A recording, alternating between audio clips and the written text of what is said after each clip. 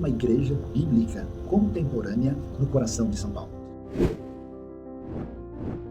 Qual que era o projeto, o sonho da IBNU desde o seu nascimento? A ideia era ter uma igreja bíblica contemporânea no coração de São Paulo. Nós sabemos que temos muitas igrejas muito abençoadas e que têm um enfoque bíblico e muita gente séria, interessada de fato em trabalhar no reino em sintonia com a palavra de Deus, mas ao mesmo tempo nós vemos a necessidade de transmitir esse conteúdo bíblico de maneira palatável, de maneira relevante, de modo que alcance as pessoas no mundo já em grande parte secularizado e, em certo sentido, até mesmo pós-cristão. A IBNU nasceu com essa ideia e exatamente no coração de São Paulo. São Paulo, que é a maior metrópole da América do Sul, a cidade de maior, vamos dizer, força econômica e de muita influência, não só no estado, no Brasil, e até mesmo no mundo, e, portanto, nós oramos, nós alinhamos isso junto e, graças a Deus, com a bênção do Senhor e a participação de diversos irmãos, nasceu o projeto IBNU, uma comunidade saudável para uma cidade melhor.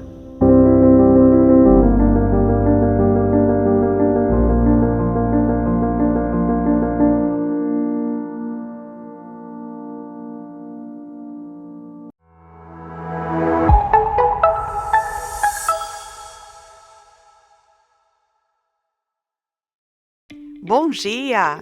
Que alegria ter você conosco! Você é muito bem-vindo a mais uma celebração da IBNU. Convide outras pessoas, mande o link, convide a família, senta no sofá, fica até o final. Tem muita coisa especial, tem o momento da palavra, tem da Turma das Nações, gratidão, ofertas. E é uma alegria ter você conosco. Venha!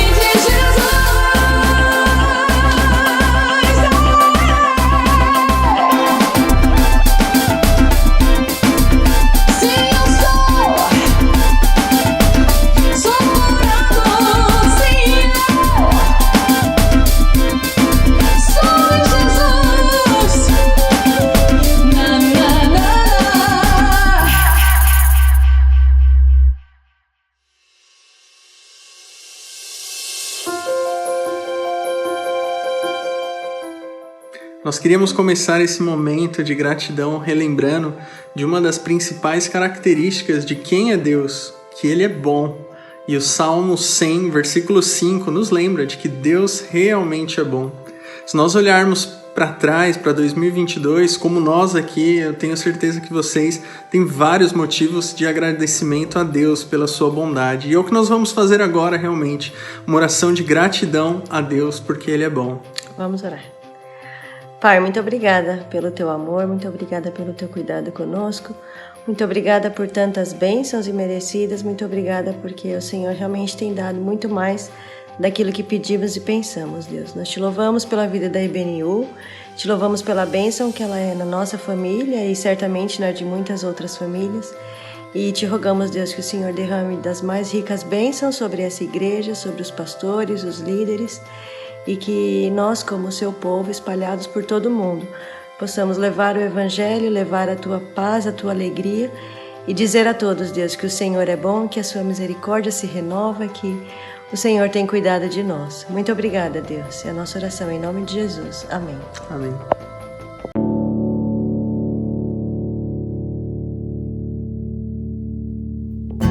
Toma-me, rendido estou, aos pés da cruz me encontrei.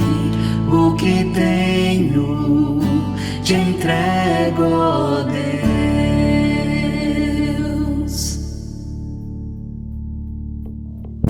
Vem limpar as minhas mãos, purificar meu coração, que eu ande em tudo que tu tens pra mim.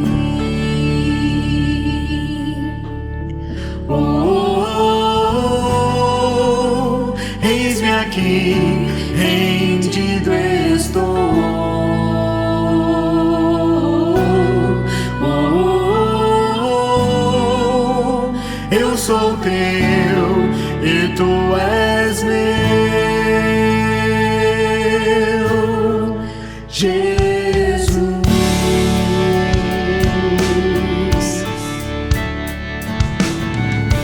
Meus momentos e os dias meus, meu respirar e meu viver, que sejam todos pra ti, ó Deus.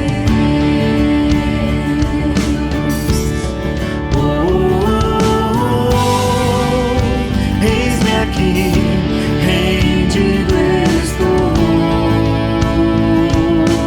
Oh, oh, oh,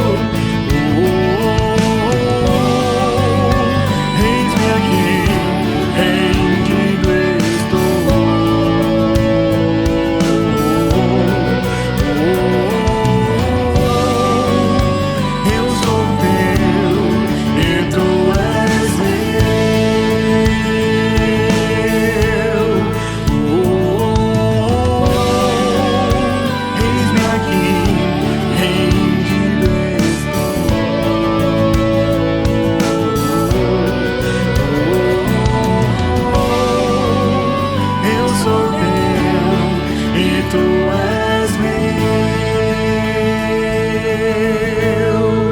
Jesus.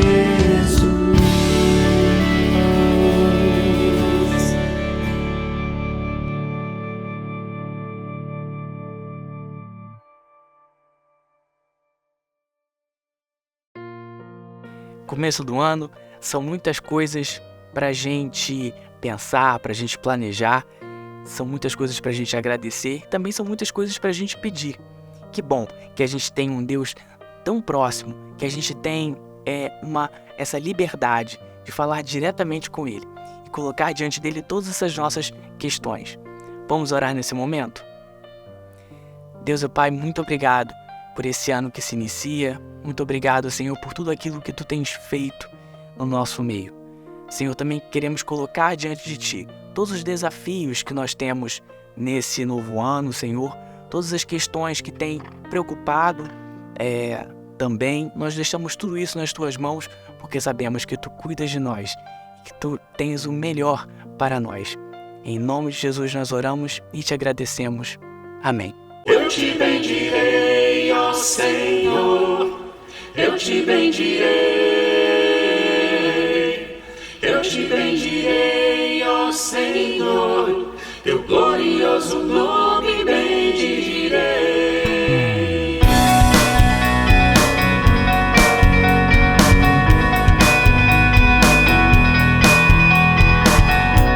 Eu te bendirei, quando tuas bênçãos eu provar, o teu rio me sacia. Eu te bendirei, eu te bendirei.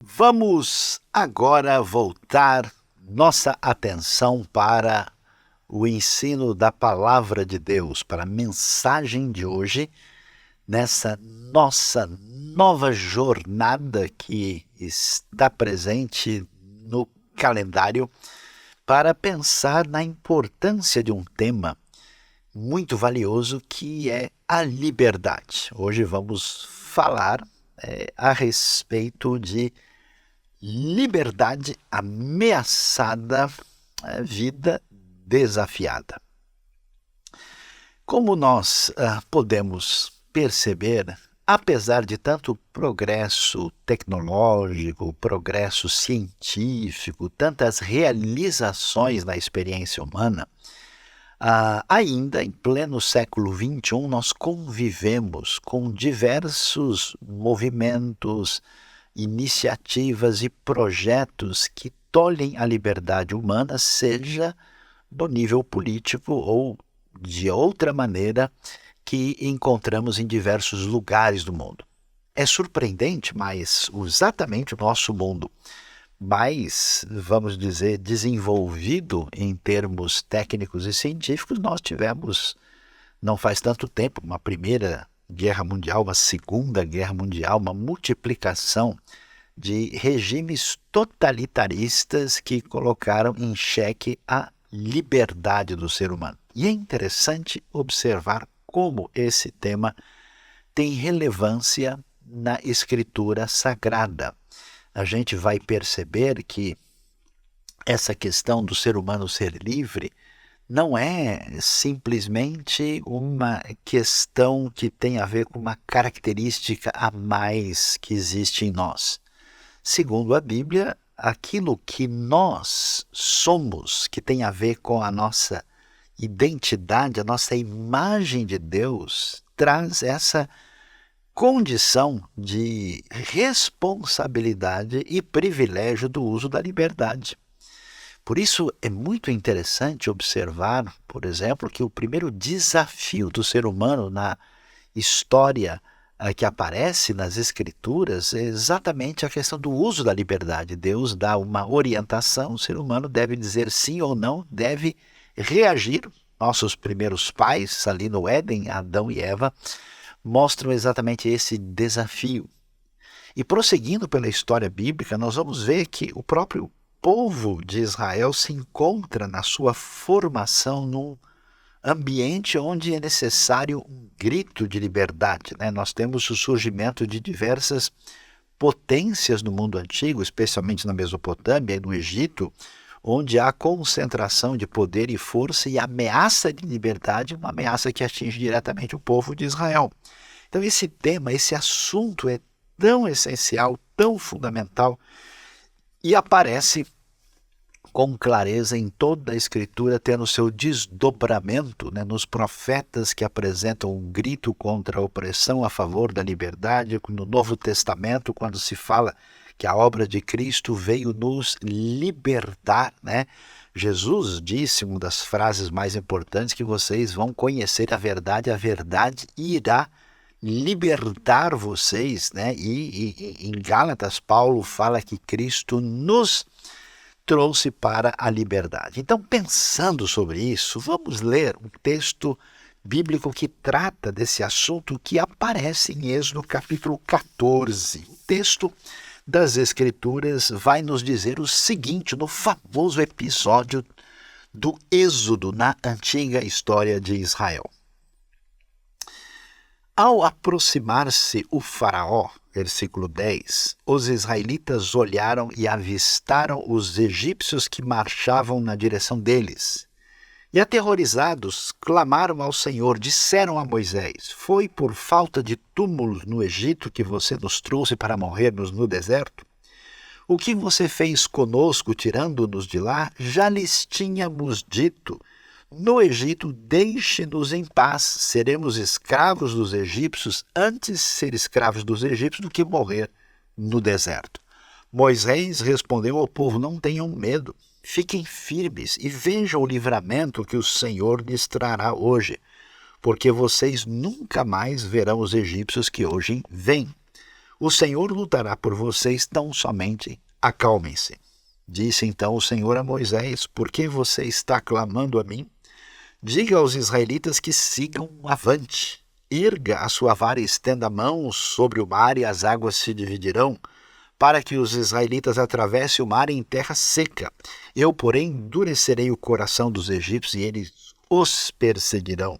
E serei glorificado com a derrota do faraó e de todo o seu exército, com seus cavalos de guerra e seus cavaleiros. Os egípcios saberão que eu sou o Senhor quando eu for glorificado com a derrota do faraó, com seus carros de guerra e seus cavaleiros. A seguir, o anjo de Deus que ia à frente dos exércitos de Israel retirou-se, colocando-se atrás deles. A coluna de nuvem também saiu da frente deles e se pôs atrás entre os egípcios e os israelitas. A nuvem trouxe trevas para um e luz para o outro, de modo que os egípcios não puderam aproximar-se dos israelitas durante toda a noite. Então Moisés estendeu a mão sobre o mar, e o Senhor afastou o mar e o tornou em terra seca, com um forte vento oriental que soprou toda aquela noite. As águas se dividiram e os israelitas atravessaram pelo meio do mar em terra seca, tendo uma parede de água à direita e outra à esquerda. Os egípcios os perseguiram e todos os cavalos e carros de guerra e cavaleiros do faraó foram atrás deles até o meio do mar. No fim da madrugada, do alto da coluna de fogo e de nuvem, o Senhor viu os exércitos dos egípcios e os pôs em confusão, fez com que as rodas dos seus carros começassem a soltar-se de forma que tinham dificuldade em conduzi-los, e os egípcios gritaram: vamos fugir dos israelitas. O Senhor está lutando por eles contra o Egito. Mas o Senhor disse a Moisés: estenda a mão sobre o mar, para que as águas voltem sobre os egípcios, sobre os seus carros de guerra, sobre os seus cavaleiros. Moisés estendeu a mão sobre o mar e ao raiar do dia o mar voltou ao seu lugar. Quando os egípcios estavam fugindo, foram de encontro às águas e o Senhor os lançou no mar. As águas voltaram, encobriram seus carros de guerra, os seus cavaleiros, todo o exército do faraó que havia perseguido os israelitas mar adentro. Ninguém sobreviveu. Mas os israelitas atravessaram o mar, pisando em terra seca, tendo uma parede de água à direita e outra à esquerda. Naquele dia o Senhor salvou Israel das mãos dos egípcios. Os israelitas viram os egípcios mortos na praia. Israel viu o grande poder do Senhor contra os egípcios, temeu o Senhor e pôs nele a sua confiança, como também em Moisés, seu servo. A narrativa bíblica é simplesmente fascinante e impressionante, porque nós temos aqui esse desafio, né, que tem a ver com o cerceamento da liberdade, com a liberdade ameaçada. E a pergunta que se levanta é: quais são, né, os inimigos, os perigos reais da liberdade? Já que a liberdade tem a ver com essa questão da imagem de Deus em nós. A liberdade tem a ver com essa característica tão peculiar, por mais que haja coisas extraordinárias em tudo que existe na natureza, na diversidade da criação, você não encontra nenhum ser que use a liberdade com consciência moral e com um elemento de decisão muito além dos aspectos instintivos, como é o caso do ser humano.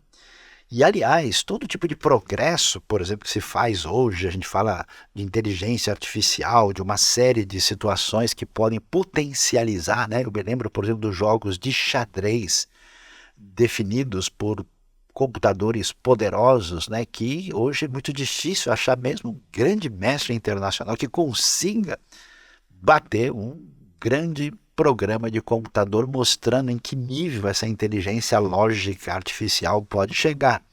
Mas usar a liberdade, saber escolher, fazer uma escolha de perfil existencial, moral, espiritual, é um outro departamento. Então, esse elemento da liberdade é extremamente peculiar e, aliás, a partir do uso da liberdade, nós definimos a trajetória da história. As escolhas são fundamentais para definir aquilo que marca a nossa caminhada. Então isso é muito significativo, sem falar talvez do mais importante, poderoso elemento ligado à liberdade, é que sem liberdade é impossível haver amor de verdade.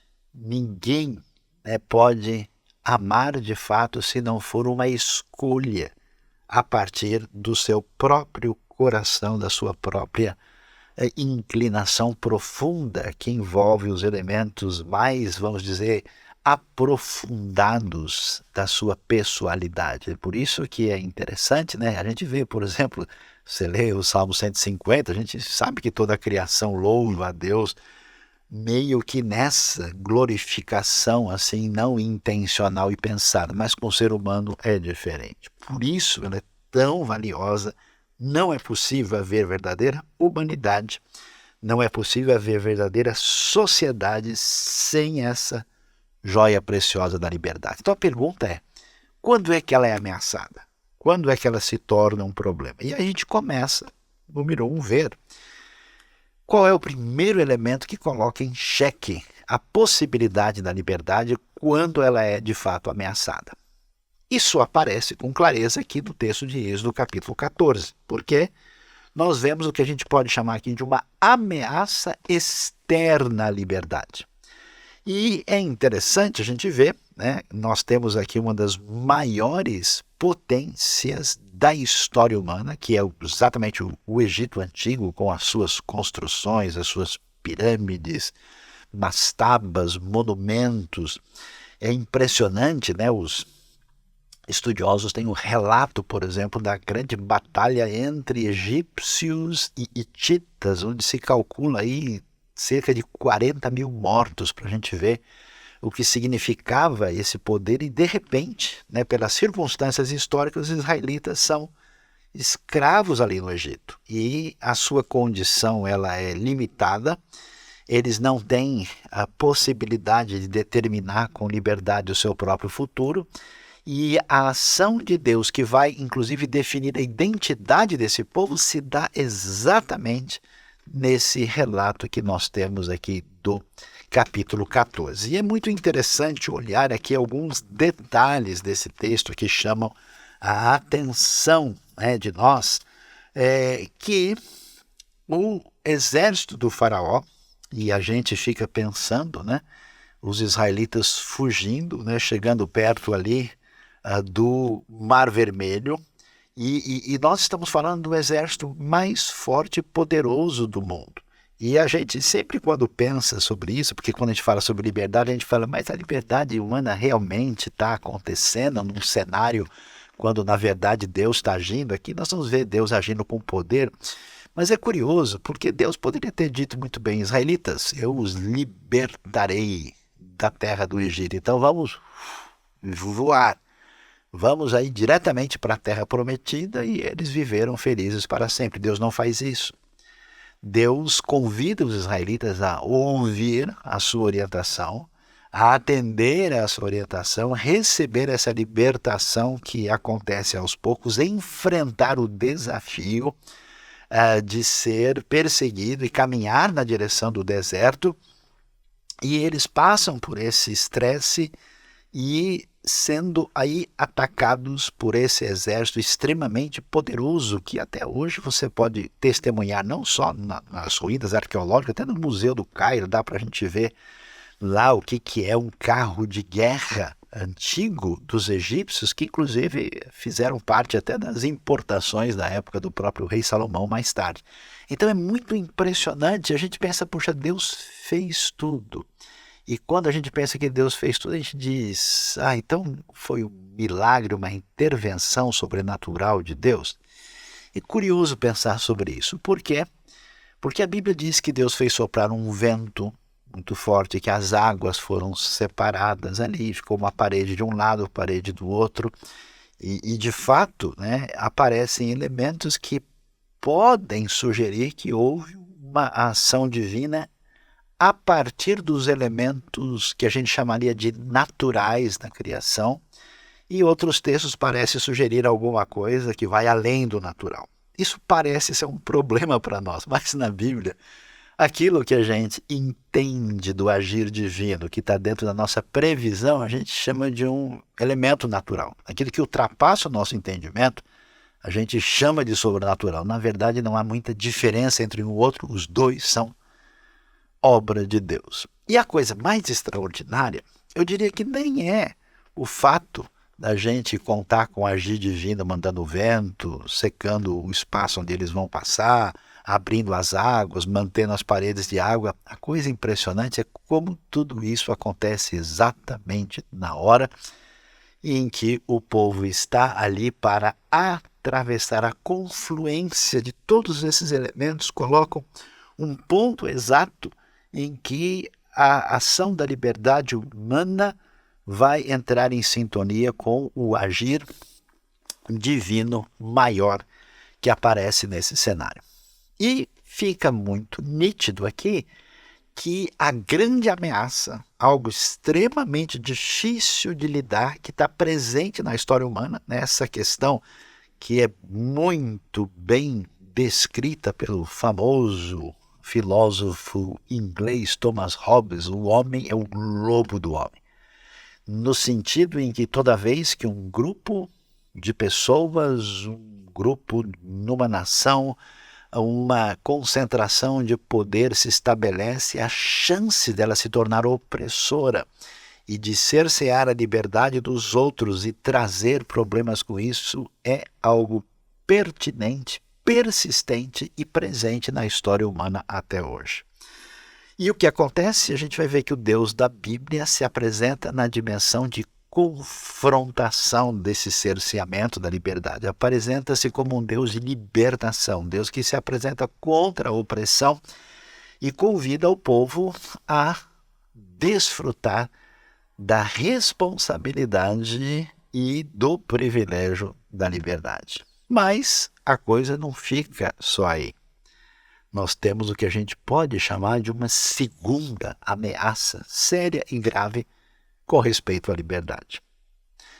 O que nós lemos? Preste atenção, quando a gente lê o capítulo 14, diz o texto que agora não são os egípcios com os seus cavalos e seus carros de guerra em perseguição. Os israelitas estavam aterrorizados e clamaram ao Senhor. Veja que tipo de clamor foi esse, né? Clamaram ao Senhor, mas disseram a Moisés: foi por falta de túmulos no Egito que você nos trouxe para morrermos no deserto? O que você fez conosco, tirando-nos de lá? Eles disseram: deixem-nos em paz. Atenção, seremos escravos dos egípcios. Antes ser escravos dos egípcios do que morrer no deserto. E Moisés insiste: não tenham medo, o Senhor lutará por vocês, tanto somente acalmem-se, vocês nunca mais verão os egípcios. E é curioso porque essa situação de negociar a sagrada liberdade, essa postura de dispensar esse elemento tão vital da nossa trajetória, aparece ainda mais forte quando nós lemos o livro de Números, no capítulo 11, verso 10. Preste atenção, veja só o que nós temos aqui. Moisés ouviu gente de todas as famílias se queixando, cada uma à entrada de sua tenda. Então acendeu-se a ira do Senhor, e isso pareceu mal a Moisés. Ele perguntou ao Senhor: por que trouxeste este mal sobre o teu servo? Foi por não te agradares de mim que colocaste sobre os meus ombros a responsabilidade de todo esse povo? Por acaso fui eu quem o concebeu? Fui eu quem o deu à luz? Por que me pedes para carregá-lo nos braços, levá-lo à terra que prometeste sob juramento aos seus antepassados? Onde conseguirei carne para todo esse povo? Eles ficam se queixando contra mim, dizendo: dê-nos carne para comer. Não posso levar todo esse povo sozinho. Essa responsabilidade é grande demais para mim. Se é assim que vais me tratar, mata-me agora mesmo. Se te agradas de mim, não me deixes ver a minha própria ruína. Que é isso? É impressionante.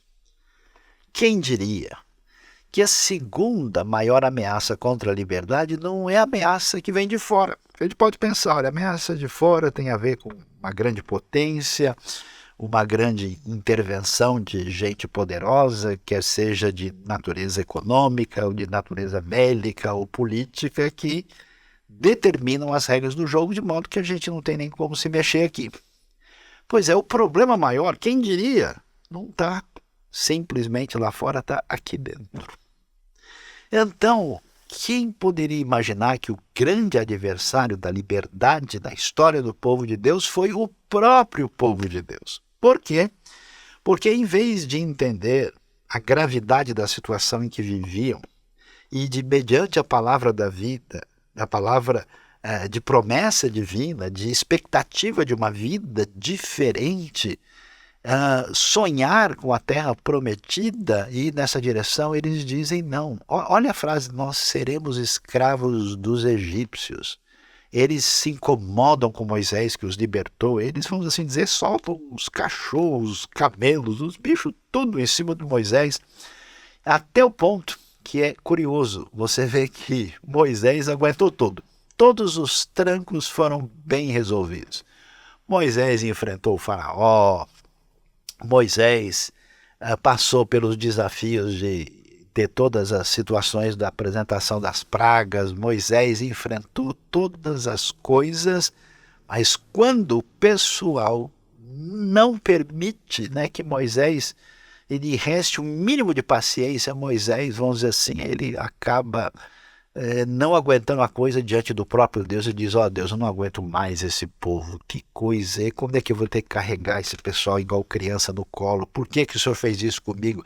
É assim que o senhor vai me tratar? Eu prefiro que o senhor tire a minha vida. Meus queridos, que texto impactante. E aí nós vamos ver qual é a grande ameaça que atinge o ser humano na sua trajetória. É exatamente abrir mão da liberdade. É exatamente uma atitude que envolve uma entrega diante do fatalismo. O que é o fatalismo? É aquela perspectiva que sugere que nós não temos escolha nessa vida, que as coisas são assim. Aquela coisa, sabe, pau que nasce torto, morre torto. Então, assim, como a minha condição biológica, a minha condição social, a minha condição psicológica, a minha condição étnica, a minha condição de qualquer tipo, ela é tão determinante que não há como fazer nada para fazer da minha vida uma vida melhor. E diante dessa postura existe uma espécie de entreguismo e de uma postura de abrir mão de uma construção favorável e poderosa da vida. E é exatamente o que nós vemos aqui, e isso chega num nível tão drástico, tão grave, tão sério, que nós vamos ver o próprio Moisés perder a paciência no nível total. Então preste atenção nisso, por quê?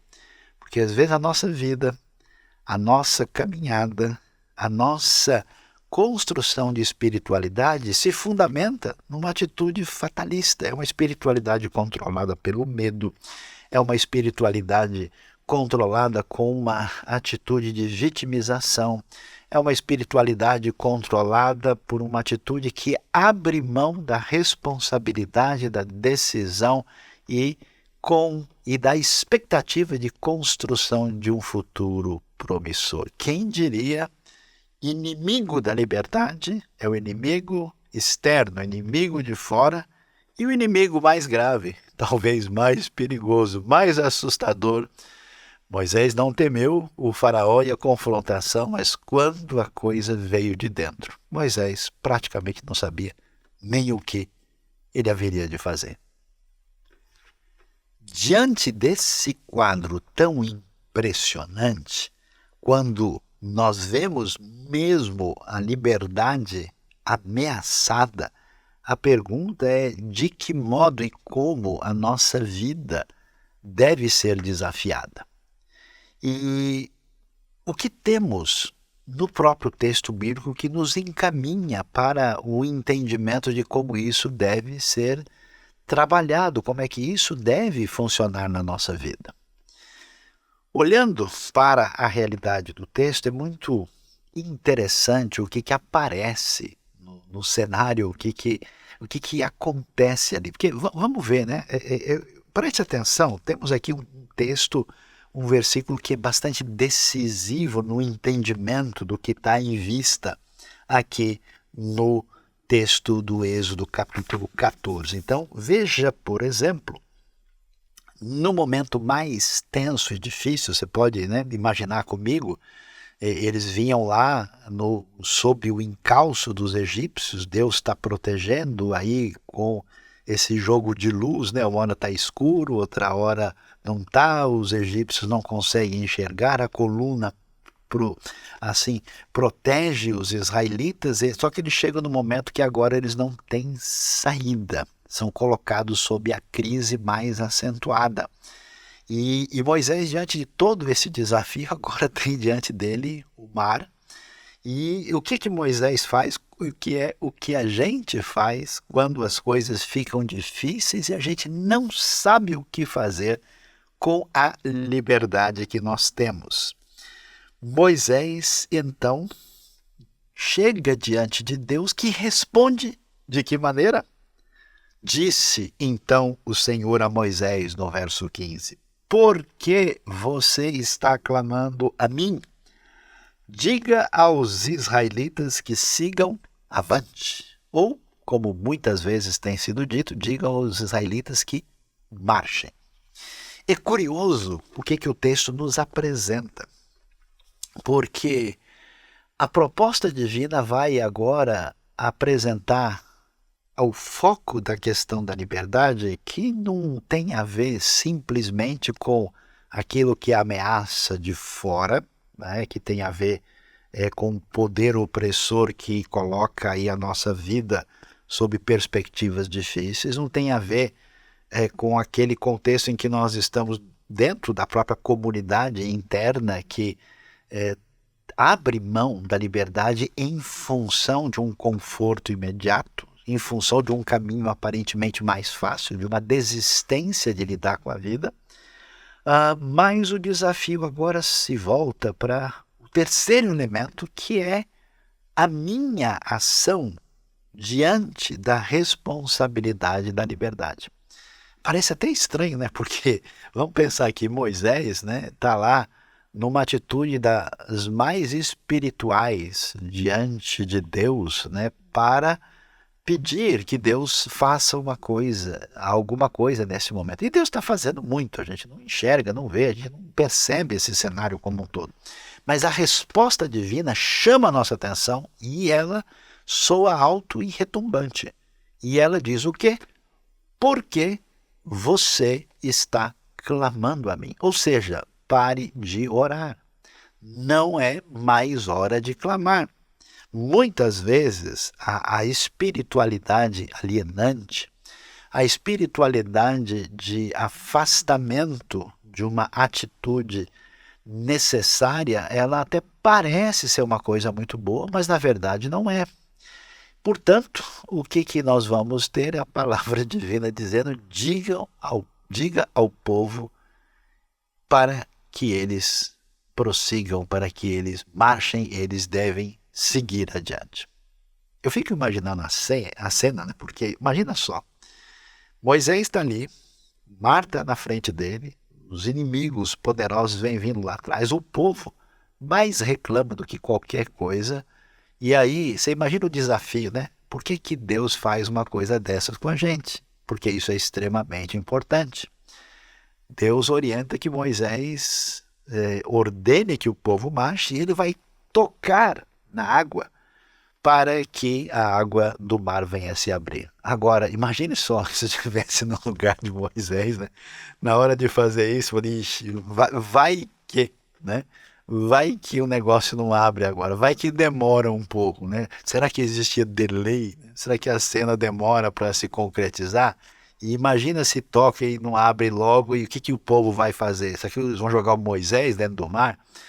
E imagina, eu talvez estivesse numa situação assim de colocar lá e olhando para trás, né? Opa, que não sei o que é mais complicado, olhar o desafio do mar ou o desafio do povo. Que situação significativa e impressionante. Isso mostra para a gente que o uso da liberdade sempre vai exigir coragem, sempre vai exigir de nós uma atitude decisiva, uma atitude que sempre representa um desafio e uma superação de crise. Talvez uma das grandes dificuldades que nós temos na sociedade de hoje é que, diante de circunstâncias da vida, quando nós precisamos tomar uma decisão, uma atitude, muitas vezes a gente tem hoje os famosos recursos da alienação, né? Com todo esse grande ambiente de distração, de simplesmente de ruptura com a realidade, onde a gente pode se refugiar, digamos assim, na nosso mundo interior e perder a conexão com a realidade e abrir mão da responsabilidade de construção da história. A resposta divina é: diga ao povo que siga adiante. Diga ao povo que marche, porque o Senhor está no caminho fazendo toda a diferença na construção da história. Então isso traz para a gente um desafio, onde o ponto fundamental na narrativa bíblica de grande vitória dos israelitas está na sua atitude, na sua decisão de seguir adiante. Não é simplesmente uma atitude meramente mistificadora ou de aguardar passivamente que Deus leve Deus podia mandar um vento sobre os egípcios para mandar os egípcios para trás. Mas não, ele coloca diante de nós nosso grande desafio de fazer diferença na tomada de atitude. Isso nos leva à compreensão de que a liberdade sempre estará ameaçada, quer seja pelas forças internas, pela nossa comunidade interna imediata, mas principalmente será ameaçada por nós mesmos. Quando nós abrimos mão de tomar decisões vitais e essenciais na nossa vida, que envolve uma falta de compreensão de que nós somos finitos, temos um tempo limitado que nos é dado por Deus, temos oportunidades especiais que Ele coloca nas nossas mãos e a nossa atitude será determinadora da construção da história. Por isso é tão importante e valioso ver como o uso da liberdade é absolutamente necessário na nossa conduta. Nessa nossa caminhada agora, estamos iniciando aí um novo ano na nossa jornada. E a pergunta que precisa ser colocada para nós é: como é que está a nossa vida? O que é que nós temos diante de nós que representa a necessidade de uma tomada de decisão? Porque você não pode viver a sua vida só como espectador. Conheço muita gente que está sempre identificando os grandes inimigos lá fora. Mas essa pessoa não toma nenhuma atitude específica sobre a sua própria vida. Ele fica olhando, às vezes bravejando, às vezes trazendo. Hoje em dia todo mundo tem uma opinião extraordinária sobre tudo. Todo mundo se coloca na condição, É igual o futebol. Nosso querido Brasil tem mais de 200 milhões de técnicos. Todo mundo sabia o que deveria ter sido feito naquele jogo, no outro jogo. Todo mundo é sábio o suficiente para dar todo tipo de orientação quase sobre qualquer coisa.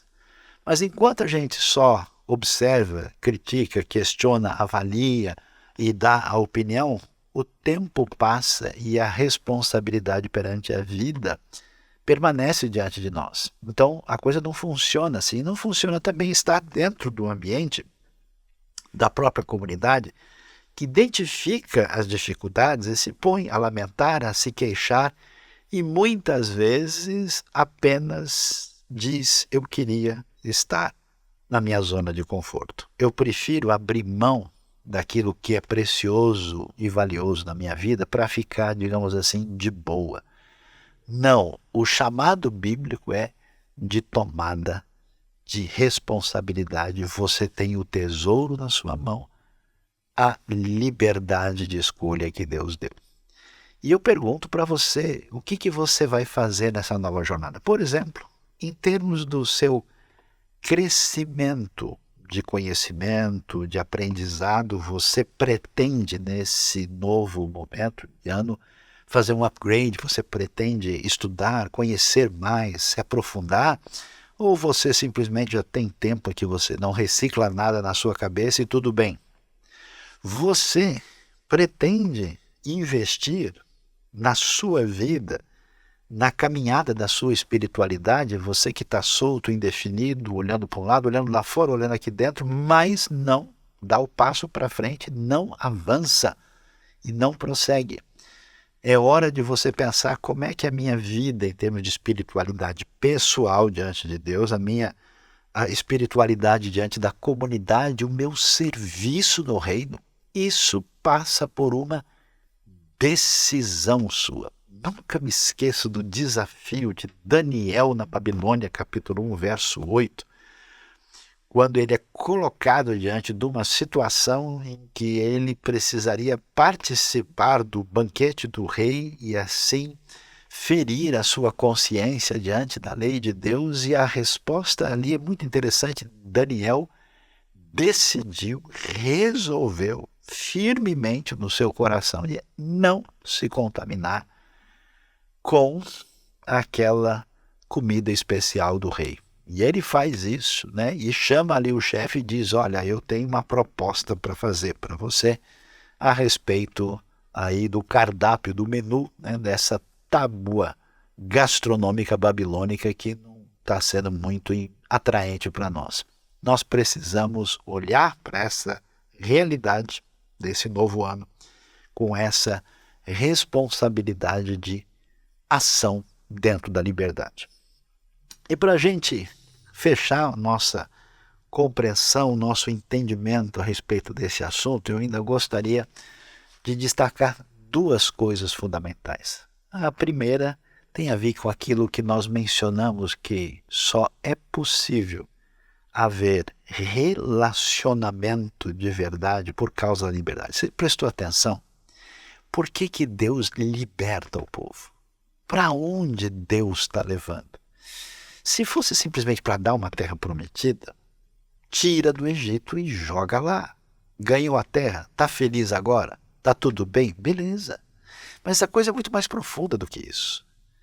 Deus liberta o povo baseado na sua misericórdia, na sua graça. O povo não fez nada, o povo não obedeceu lei nenhuma, o povo não atendeu a Deus, o povo estava ainda sofrendo ao mesmo tempo numa certa comodidade na grande civilização egípcia. Mas o que Deus faz? Deus chama esse povo para que eles saiam. Essa é a palavra de Moisés diante do faraó. E eles devem ir para o deserto para prestar culto a mim. Eles vão para adorar e para conhecer a Deus. E quando eles são libertados, a gente vai ver, né? É muito interessante quando a gente lê, inclusive, o Êxodo 15, no final do cântico de Miriam, ela vai decretar um negócio que diz: o Senhor reina. Né?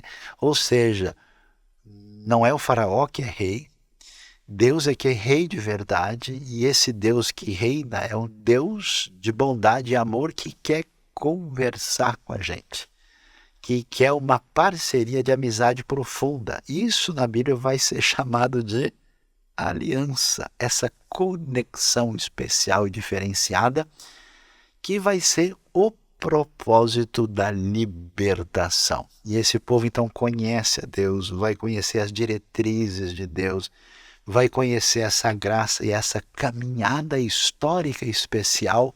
Somos libertados para aquilo que de fato envolve a necessidade maior da nossa vida, do nosso coração, nosso relacionamento pleno com Deus e com o próximo. É importante isso porque a gente usa mal a liberdade, a gente foge da liberdade porque a gente acha que a gente vai ser um pouco mais feliz, a gente vai ficar um pouquinho mais tranquilo, a vida vai ficar melhor se a gente se preservar aqui e se fechar no nosso, vamos dizer, centro de segurança, na nossa zona de conforto. E Deus diz: olha, não é assim. Eu estou chamando você para sair, eu estou chamando você para a liberdade porque eu quero você em plenitude de relacionamento comigo. E o que é mais espetacular nessa história toda? Que essa libertação, que é uma libertação para o amor, e para a aliança, para o relacionamento especial de Deus que perdoa os nossos pecados, que traz uma qualidade de vida diferenciada, ela vai fazer uma coisa impressionante com a nossa liberdade. Porque quem é você e quem sou eu?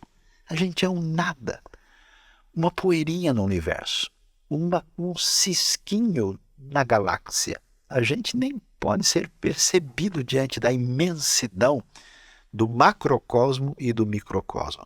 E não é que, quando a gente, tocado por esse infinito e convidado a exercer essa liberdade que tem a ver com a criação e com a nova criação, a gente age, toma as escolhas sintonizadas com o elemento maior, o Senhor do universo, o Deus que é o Senhor de toda a terra, o Criador e sustentador da vida. Não é que as nossas escolhas entram em sintonia, que a gente não percebe com o projeto maior, que é o projeto de Deus, que tem a ver com a história da redenção, que atinge a sua vida, a vida da sua família, a vida da sua comunidade, da sua nação, do planeta todo, da história toda e até a redenção do cosmos, como a própria Bíblia nos apresenta. Que coisa impressionante e extraordinária. A ação de Deus na minha vida, me libertando, ouvindo a grande palavra. Eu diga ao povo que siga adiante. Eu tomo a decisão sob a palavra divina e esse serzinho de nada, essa poeira do universo, abraçada pelo amor de Deus e atingida pelo seu poder, executa e faz as coisas que mudarão a trajetória da história, que durarão para sempre. Por isso, o povo de Deus, a sua aliança e o seu poder, a sua construção da redenção é eterna. Ninguém jamais poderá destruir. Não se esqueça, neste novo ano, use a sua liberdade em sintonia com quem amou você de verdade. Que Deus nos abençoe. Amém.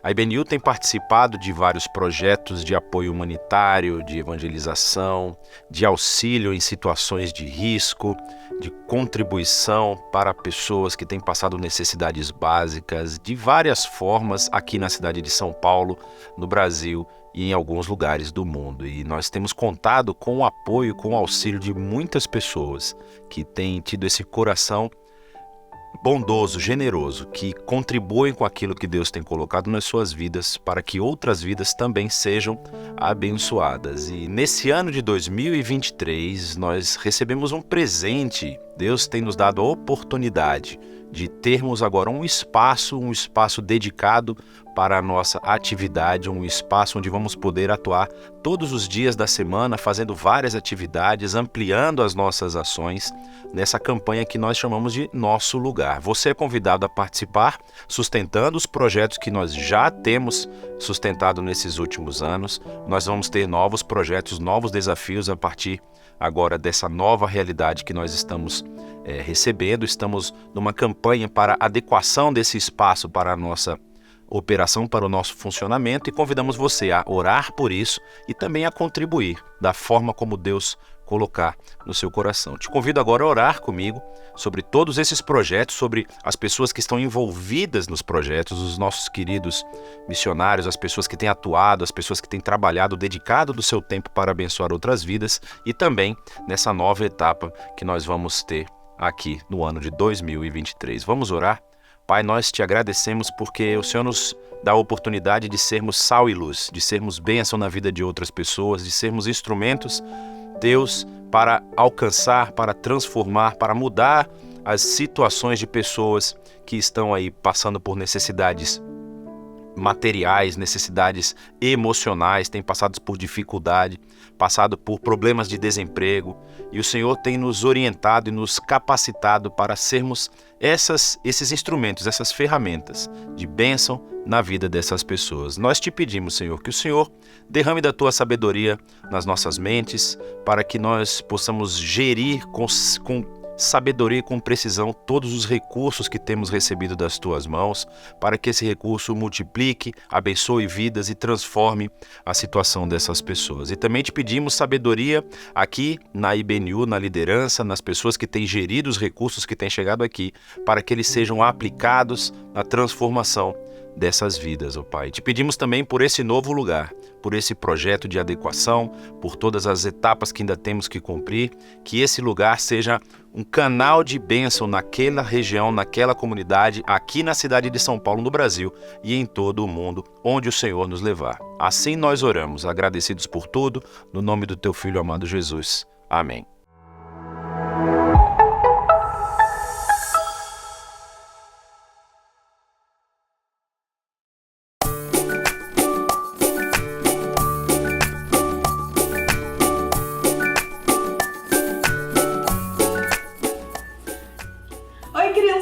Tudo bem? Oi! Olha só, vocês perceberam que hoje eu estou com uma convidada muito especial. Essa daqui é a minha mãe, o nome dela é Rosânia. Vocês sabiam que quando eu era bem pequenininha, talvez da idade de muitos de vocês, foi a minha mãe que me fez gostar tanto assim, aprender tanto a gostar de ouvir histórias e de contar histórias. Por isso que eu trouxe ela aqui hoje comigo, para ela estar contando junto comigo para vocês mais uma história de Neemias. Vocês sabem, mas nas últimas semanas nós conversamos aqui na Turminha das Nações que Neemias ele tinha saído lá da sua cidade, Suzã, e foi ajudar a reconstruir os muros de Jerusalém porque estava tudo destruído. Mas chegando lá, crianças, ele percebeu que as coisas foram muito mais difíceis do que ele podia imaginar. As pessoas estavam muito pobres, mas aos poucos Neemias foi nos ensinando que nós devemos sempre compartilhar, dividir com os necessitados quando as pessoas estão com maiores problemas. E assim tudo vai se resolvendo. Mas mãe, me diz uma coisa, qual a aventura de Neemias que a gente tem para hoje? Bom, nós vamos continuar aprendendo com Neemias na construção do muro. Ele precisava reconstruir aquele muro em Jerusalém. E para isso ele precisava de ajuda. E muita gente daquela cidade ajudou Neemias. Mas eu tive aqui uma ideia. Que tal a gente construir o nosso muro aqui? Adorei! Vamos construir o nosso muro de almofadas? Ó, tem aqui já uma base, aqui tem outro, aqui tem outro. Legal, olha, muito legal. Nosso muro ficou muito legal. Foi muito fácil fazer esse muro. Mas Neemias, para reconstruir aquele muro, não foi tão fácil assim. Você sabia que quando ele estava lá todo empolgado, trabalhando com as pessoas para poder reconstruir o muro, chegou um moço chamado Sambalate. Um nome bem diferente, né? Mas eu tenho aqui uma canetinha. Deixa eu desenhar na sua mão. Você vai ser Neemias e eu vou ser Sambalate. Gostei. Ó, chegar aqui. Deixa eu desenhar. Ser Neemias. Agora eu quero que você desenhe na minha mão. Legal. Para eu ser Sambalate. Muito bem. Cabelinho, tô fazendo um cabelinho. E aí, quando Neemias estava trabalhando, construindo um muro, chegou Sambalate e ainda trouxe 2 amigos, Tobias e Gesem, e foram até lá e falaram assim: vocês estão construindo esse muro, não vai dar certo. Mas que ideia, parem de construir esse muro. Olha, mãe, mas sabe que até que Neemias se saiu muito bem. Ele foi lá bem tranquilamente para Sambalate e falou assim com ele: olha, Sambalate, o Deus dos céus, ele vai nos capacitar a reconstruir todo esse muro. Eu vou construir todo esse muro, nós vamos conseguir. Quer saber de uma coisa? Você, não tem muito a ver com isso não. Pode ir embora daqui. Continuou construindo o muro. Mas vocês pensam que ele desistiu? Claro que não. Quando Neemias estava lá trabalhando, ele voltou e viu que já estava muito adiantado o trabalho.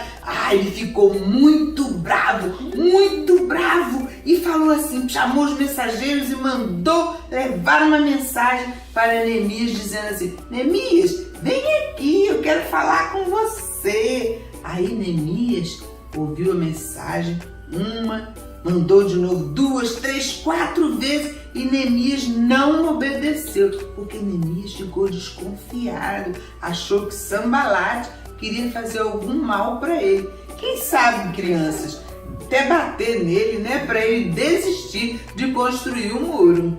É verdade, mãe. Neemias era muito focado. Ele sabia que ele tinha uma missão importante a cumprir. Cada vez que vinha um mensageiro de Sambalate, ele olhava para o mensageiro e falava assim: não, eu estou executando, eu estou fazendo um plano muito grande. E por que eu vou deixar aqui a obra que eu tenho para fazer para ir lá com você? Eu não vou, não. Neemias, ele sabia o que ele tinha que fazer e não se distraía. Aí Sambalate foi novamente e mandou uma quinta mensagem, pela quinta vez, mas dessa vez a mensagem era uma carta aberta que todo mundo podia ler. E sabe o que dizia nessa carta? Vocês estão querendo construir esse muro que é para serem muito fortes e destruírem todos os povos, todos os seus vizinhos. Vocês já pensaram, crianças, se as pessoas acreditassem mesmo na mensagem dessa carta? Ia ser uma confusão, né, mãe? Pois é. Neemias, ele falou: não, isso que você está falando é uma grande invenção e as pessoas, elas vão acreditar no que eu estou dizendo. Mas ele ficou preocupado. Mas sabe, mãe, Neemias era um homem de oração, crianças. Ele sempre orava a Deus e buscava a Deus em todos os momentos da vida dele. Então, ele sabia que o coração das pessoas ele não podia controlar. Então ele buscou a Deus, ele chegou com Deus e fez a seguinte oração: Senhor Deus, fortalece as minhas mãos. E vocês sabem o que aconteceu? Neemias foi fortalecido por Deus e todas as outras pessoas também. Eles conseguiram acabar a construção do muro, colocaram os portões. Crianças, mãe, todos os povos ficaram assim: gente, como isso aconteceu? Esse povo que era tão fraco, que era um povo que não estava conseguindo muitas coisas, era tão pobre, como eles conseguiram fazer isso? Mas aí Neemias não desistiu, ele continuou e eles conseguiram e glorificaram a Deus por tudo isso que tinha acontecido. E essa linda história nos ensina uma maravilhosa lição: da gente nunca desistir, a gente ser persistente. Quando a gente tiver uma missão, uma obra, uma tarefa a fazer e aparecer algum obstáculo, você não deve desistir. E antes de qualquer coisa que a gente for fazer, primeiro sempre a gente deve orar a Deus, pedindo a Ele sabedoria para saber como fazer, a hora que vai fazer, de que forma nós vamos fazer. E quando nesse trajeto, nessa caminhada, aparecerem um obstáculo, você estiver cansado, sem forças, achar que não vai dar certo, você ore ao Senhor, aquela oração que fez Neemias: Senhor, fortaleça as minhas mãos. E assim Deus vai sempre nos ajudar. Crianças, que vocês tenham uma boa semana e que a história de Neemias possa ficar gravada em cada coração. Tchau! Beijo! Agora, guerra de travesseiro! Guerra de travesseiro!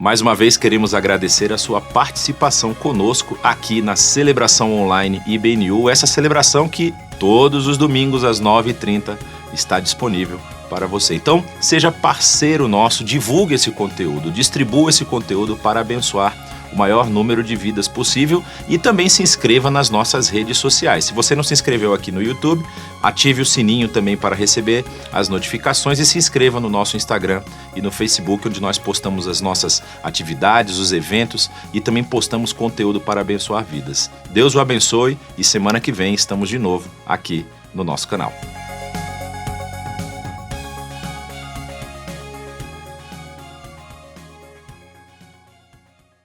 Eu te bendirei, ó Senhor, eu te bendirei. Eu te bendirei, ó Senhor, teu glorioso nome bendirei.